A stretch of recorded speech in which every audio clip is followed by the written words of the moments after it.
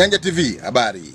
Ambao walikuwa wamekaa kwenye nyumba za kupanga, tumekubaliana kwamba walau kutokana na hizo fedha tutawapa fedha kwa kodi waliokuwa wanalipa kwenye zile nyumba, wakatafute nyumba zingine ili maisha yaendelee.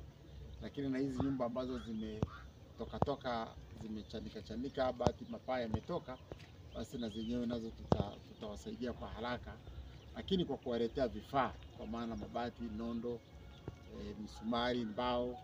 Na kwa kufanya hivyo basi nadhani maisha yao yataendelea vizuri. Lakini nawashukuru sana viongozi wa serikali ya mtaa, mmefanya juhudi kubwa ya kuhangaika na hawa wananchi, na mimi mwenyewe nimeona wakati mnanitembeza, kila nyumba mnaijua na mhusika mnamjua. Kwa kweli yani hiyo inaonekana kabisa kwamba mko karibu sana na wananchi.